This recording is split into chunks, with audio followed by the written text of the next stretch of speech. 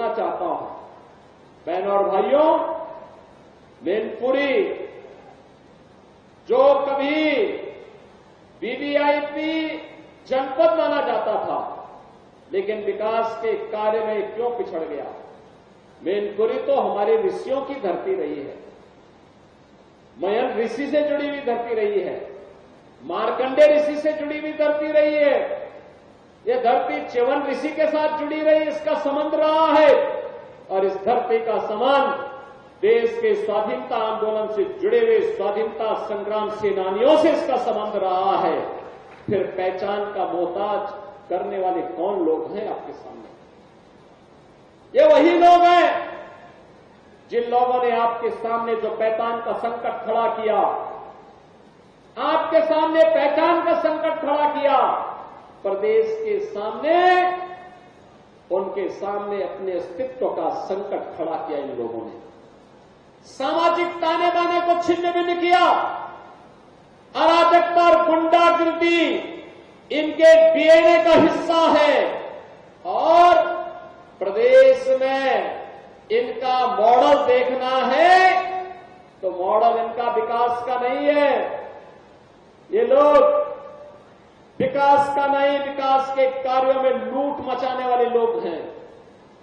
आपने इनके कारनामों को देखा होता, तो इनका कारनामा वही है जो अयोध्या में एक निषाद बेटी के साथ समाजवादी पार्टी के नेता के द्वारा किया गया था।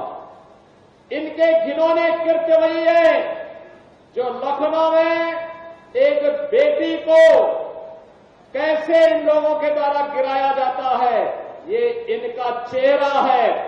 और इनके वास्तविक कारनामे देखने हो तो कन्नौज में घटित घटना और नवाब ब्रांड ये समाजवादी पार्टी का वास्तविक चेहरा है।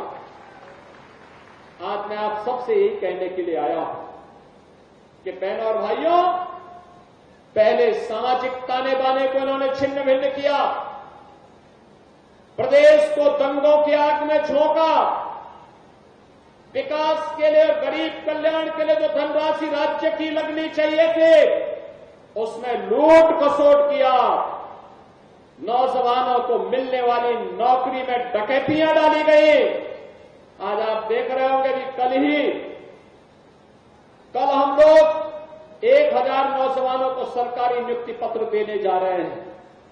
अभी हाल ही में आपने देखा होगा 60,200 से अधिक नौजवानों को उत्तर प्रदेश पुलिस बल में नियुक्ति के लिए हम लोगों ने परीक्षा सफलतापूर्वक संपन्न की। मैं कहता हूं ये देश ही नहीं, दुनिया की किसी भी सिविल पुलिस की सबसे बड़ी भर्ती थी, सबसे बड़ी भर्ती। और कहीं कोई शिकायत नहीं, कोई भेदभाव नहीं, कोई भ्रष्टाचार नहीं। क्या यही काम 2017 के पहले भी होता था क्या?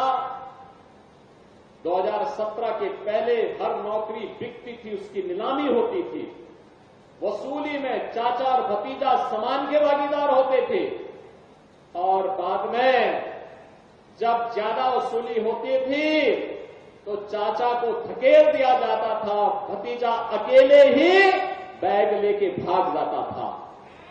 यही दृश्य पूरे प्रदेश का हुआ करता था।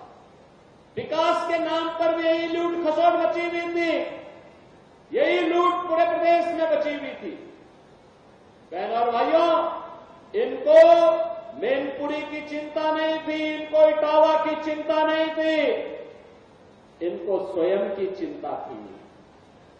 इनको प्रदेश की चिंता नहीं थी, क्योंकि इनको स्वयं की चिंता थी।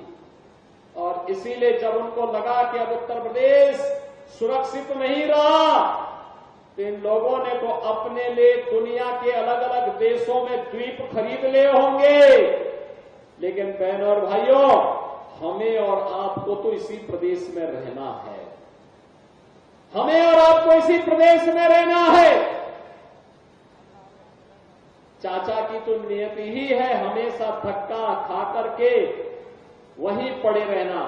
लेकिन बहनों और भाइयों, उत्तर प्रदेश वासियों को धक्का खाने की आदत से अपने आप को उभारना पड़ेगा।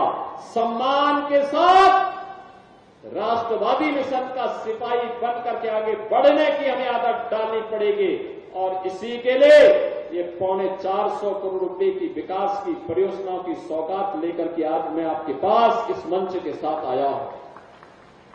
मैं आप सबका आह्वान करूंगा, आज तो प्रदेश में दंगा नहीं होता, आज तो प्रदेश में गुंडागर्दी नहीं होती, आज तो प्रदेश में किसी बेटी का अपहरण नहीं होता, आज तो प्रदेश में किसी किसान की जमीन पर कोई कब्जा नहीं करता है, आज तो किसी व्यापारी का अपहरण नहीं होता है, आज तो बेटी की इज्जत के साथ कोई खिलवाड़ करने का दुस्साहस करेगा तो उसे मालूम है कि उसके इस दुस्साहस की क्या कीमत उसे चुकानी है और साथ साथ चुकानी ही नहीं है,